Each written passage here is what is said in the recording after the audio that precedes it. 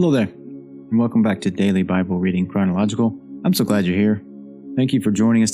Today is day 26, and we're going to be finishing Genesis and moving into Exodus. I'm glad you've joined us and appreciate you taking the time to view our video. If you would do me a favor and like this video, subscribe to the channel, and share it with a friend so we can see how far we can get the word out to people. Today, we start with Genesis 49 through 50. As always, I read from the New Revised Standard Version Updated Edition. Then we'll dive into Exodus 1 and 2. Let's get started. Chapter 49. Then Jacob called his sons and said, "Gather around, that I may tell you what will happen to you in the days to come. Assemble and hear, O sons of Jacob. Listen to Israel your father. Reuben, you are my firstborn, my might and the firstfruits of my vigor, excelling in rank and excelling in power. Unstable as water, you shall no longer excel, because you went up onto your father's bed.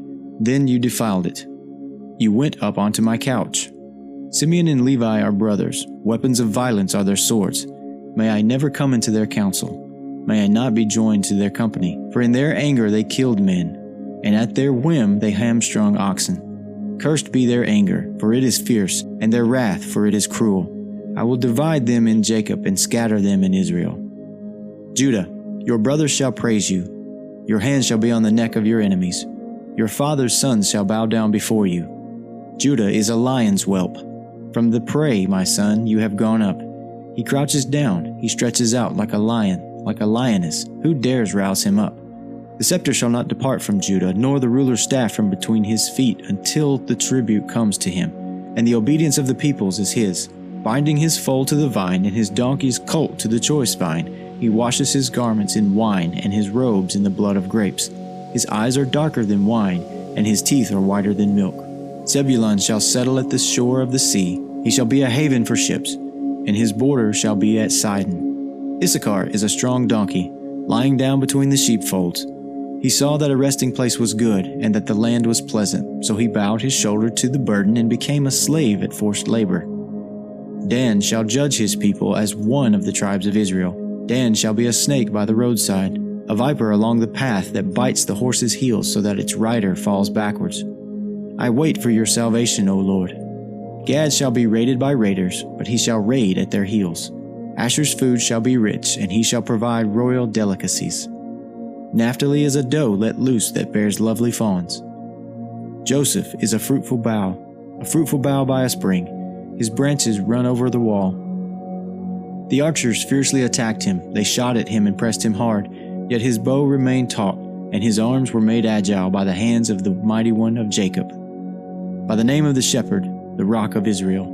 By the God of your father who will help you. By the Almighty who will bless you with blessings of heaven above, blessings of the deep that lies beneath, blessings of the breasts and of the womb. The blessings of your father are stronger than the blessings of the eternal mountains. The bounties of the everlasting hills, may they be on the head of Joseph, on the brow of him who was set apart from his brothers. Benjamin is a ravenous wolf, in the morning devouring the prey, and at evening dividing the spoil. All these are the 12 tribes of Israel, and this is what their father said to them when he blessed them, blessing each one of them with a suitable blessing. Then he charged them, saying to them, I am about to be gathered to my people. Bury me with my ancestors in the cave in the field of Ephron the Hittite, in the cave in the field at Machpelah near Mamre in the land of Canaan, in the field that Abraham bought from Ephron the Hittite as a burial site. There Abraham and his wife Sarah were buried. There Isaac and his wife Rebekah were buried, and there I buried Leah.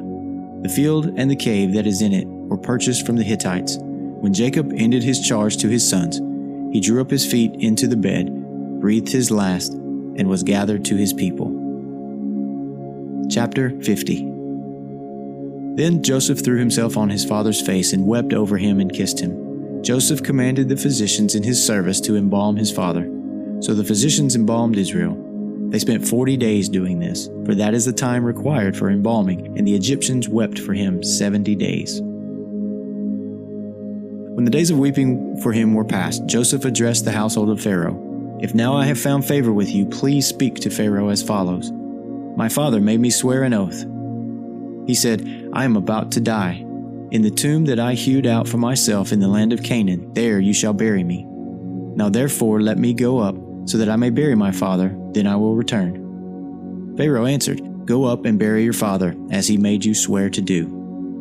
So Joseph went up to bury his father. With him went up all the servants of Pharaoh, the elders of his household, and all the elders of the land of Egypt, as well as the household of Joseph, his brothers, and his father's household.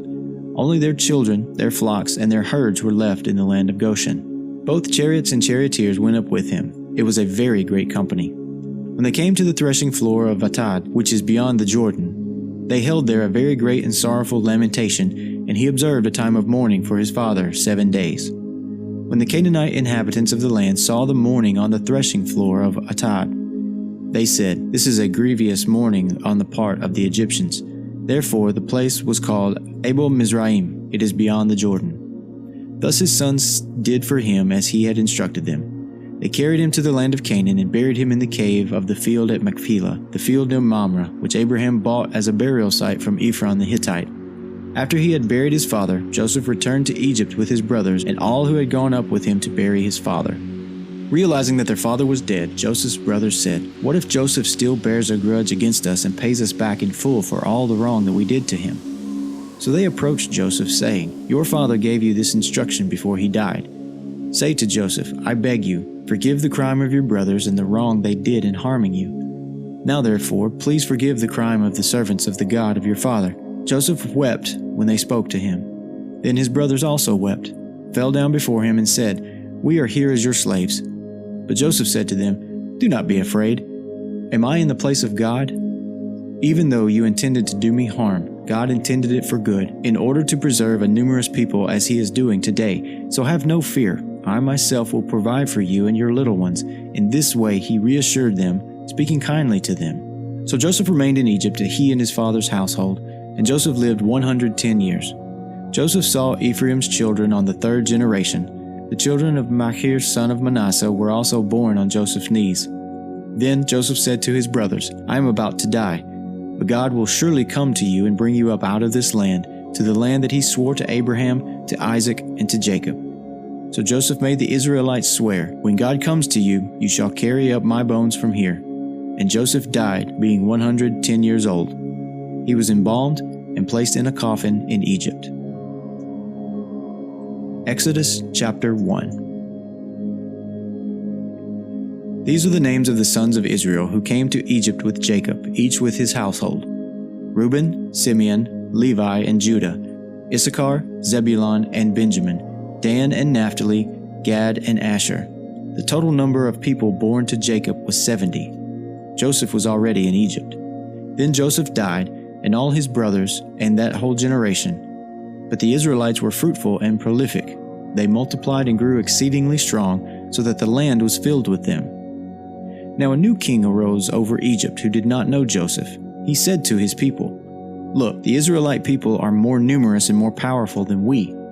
Come, let us deal shrewdly with them, or they will increase, and in the event of war join our enemies and fight against us and escape from the land." Therefore they set taskmasters over them to oppress them with forced labor. They built supply cities, Pithom and Ramses, for Pharaoh. But the more they were oppressed, the more they multiplied and spread, so that the Egyptians came to dread the Israelites. The Egyptians subjected the Israelites to hard servitude, and made their lives bitter with hard servitude in mortar and bricks, and in every kind of field labor. They were ruthless in all the tasks that they imposed on them. The king of Egypt said to the Hebrew midwives, one of whom was named Shiphrah, and the other named Puah, "When you act as midwives to the Hebrew women, and see them on the birth stool, if it is a son, kill him. But if it is a daughter, she shall live."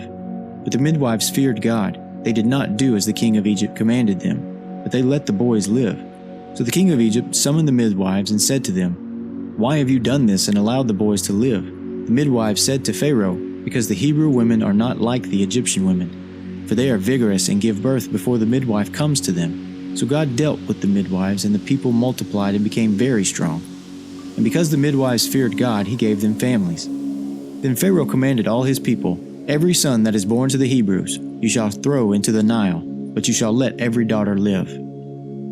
Chapter 2. Now a man from the house of Levi went and married a Levite woman. The woman conceived and bore a son, and when she saw that he was a fine baby, she hid him 3 months. When she could hide him no longer, she got a papyrus basket and plastered it with bitumen and pitch. And she put the child in it and placed it among the reeds on the bank of the river.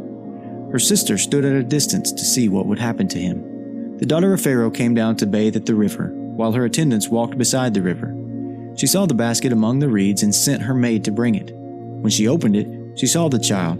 He was crying, and she took pity on him. This must be one of the Hebrews' children. Then his sister said to Pharaoh's daughter, "Shall I go and get a nurse from the Hebrew women to nurse the child for you?" Pharaoh's daughter said to her, "Yes." So the girl went and called the child's mother. Pharaoh's daughter said to her, "Take this child and nurse it for me, and I will give you your wages." So the woman took the child and nursed it. When the child grew up, she brought him to Pharaoh's daughter, and he became her son. She named him Moses, because she said, "I drew him out of the water." One day, after Moses had grown up, he went out to his people and saw their forced labor. He saw an Egyptian beating a Hebrew, one of his own people. He looked this way and that, and seeing no one, he killed the Egyptian and hid him in the sand. When he went out the next day, he saw two Hebrews fighting, and he said to the one who was in the wrong, "Why do you strike your fellow Hebrew?" He answered, "Who made you ruler and judge over us? Do you mean to kill me as you killed the Egyptian?" Then Moses was afraid and thought, "Surely the thing is known." When Pharaoh heard of it, he sought to kill Moses. So Moses fled from Pharaoh. He settled in the land of Midian and sat down by a well. The priest of Midian had 7 daughters. They came to draw water and filled the troughs to water their father's flock. But some shepherds came and drove them away. Moses got up and came to their defense and watered their flock. When they returned to their father Reuel, he said, "How is it that you have come back so soon today?" They said, "An Egyptian helped us against the shepherds. He even drew water for us and watered the flock." He said to his daughters, "Where is he? Why did you leave the man? Invite him to share a meal." Moses agreed to stay with the man, and he gave Moses his daughter Zipporah in marriage. She bore a son, and he named him Gershom, for he said, "I have been an alien residing in a foreign land." After a long time the king of Egypt died. The Israelites groaned under their slavery and cried out. Their cry for help rose up to God from their slavery. God heard their groaning, and God remembered his covenant with Abraham, Isaac, and Jacob.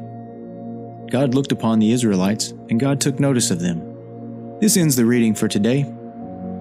If you would be so inclined, please like this video, subscribe to the channel, and turn on the notification bell so you're notified every time I upload a video. We do upload every day, and so we'd love it if you would share with a friend. Thank you so much. I'll talk to you tomorrow.